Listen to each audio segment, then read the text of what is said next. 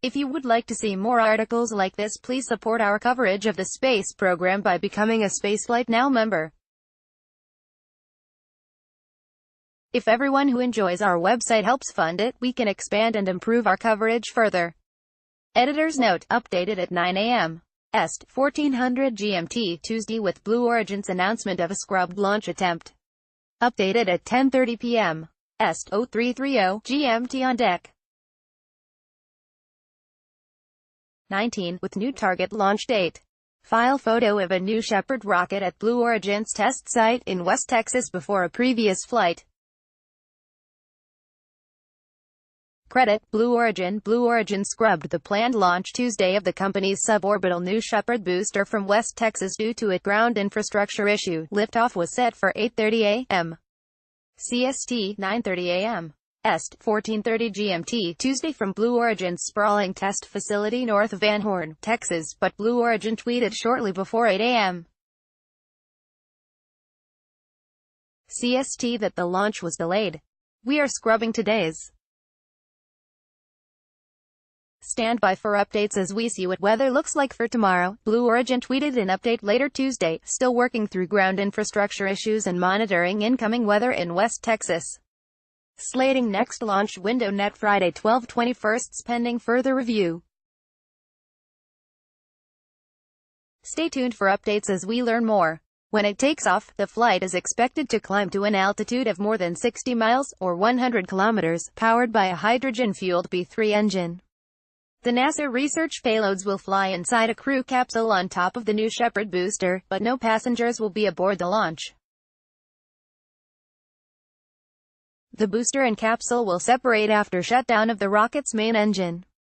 Both vehicles will come back to Earth, with the rocket aiming for a controlled vertical touchdown on a landing pad with the help of a braking burn, and the capsule parachuting to the desert floor a few miles away. Founded and funded by Amazon billionaire Jeff Bezos, Blue Origin plans to fly people on a New Shepard launch next year. The booster set to fly again this week is the third New Shepard propulsion module produced by Blue Origin, and the company says a fourth New Shepard rocket, the one intended to carry humans on suborbital trips to space, has arrived at the West Texas launch site from its factory near Seattle. The upcoming flight will be the 10th launch of a New Shepard vehicle, and the fourth flight with the third New Shepard propulsion module. It will also be Blue Origin's first flight since July 18, when engineers demonstrated the vehicle's high-altitude abort capability.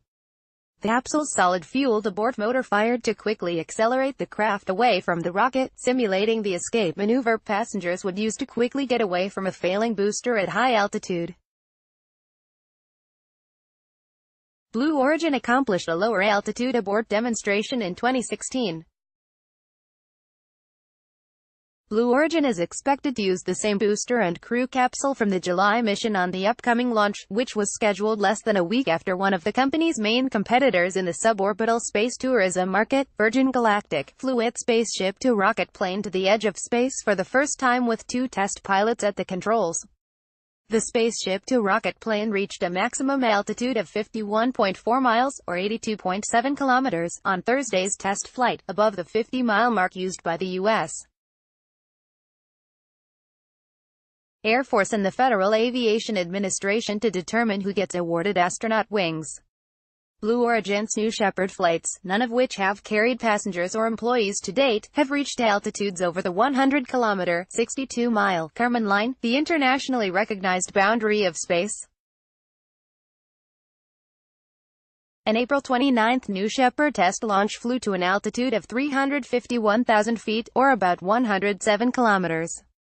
Bezos said that is the altitude Blue Origin targets for operational New Shepard flights. Blue Origin has not announced ticket prices for passengers seeking to ride New Shepard, and the company is not yet taking deposits. Virgin Galactic has received deposits from hundreds of would-be space tourists toward the $250,000 price of a ride on Spaceship Two. while Virgin Galactic Spaceship 2 vehicle uses an airborne release to fire into space and lands on a runway under manual pilot control. Blue Origin's fully automated New Shepard rocket and crew capsule takes off vertically from a launch pad, followed by a propulsive landing of the booster and a parachute-assisted return of the passenger-carrying module, a flight profile expected to be demonstrated again with Tuesday's mission. "Jeff is running a very similar kind of company to us, but a very different experience as passengers," said Richard Branson, founder of Virgin Galactic and Virgin Groups, in an interview Thursday with CNBC. "His will be a land-based rocket. Ours is a spaceship that flies and comes back down on its wheels. His comes back down on a parachute. They're both, I think, very valid. I think they'll both be tremendous experiences for people, and my guess is that people will want to try both if they can afford it." The 9 NASA-sponsored experiments slated to fly to space on New Shepard's 10th mission include payloads from universities and NASA centers examining the behavior of green, non-toxic fuel in microgravity, demonstrating a way to measure fuel levels in microgravity using sound waves, testing technology to cool electronics in space, and measuring the naturally occurring electromagnetic fields inside and outside the spacecraft. Other NASA payloads include a pair of planetary science investigations from the University of Central Florida to help scientists better understand how dust particles on other planets might respond to human and robotic contact, and to evaluate the performance of an asteroid sample retrieval mechanism in a low-gravity environment. New Shepard will also carry an experimental imager that could be used to support future biological investigations on suborbital rockets, a vibration isolation platform to protect experiments from the shaking and forces encountered in flight, and a data recorder to log temperature, pressure, carbon dioxide levels, acoustic conditions and acceleration inside the cabin. Email the author. Follow Stephen Clark on Twitter, @StephenClark1. If you would like to see more articles like this, please support our coverage of the space program by becoming a Spaceflight Now member. If everyone who enjoys our website helps fund it, we can expand and improve our coverage further.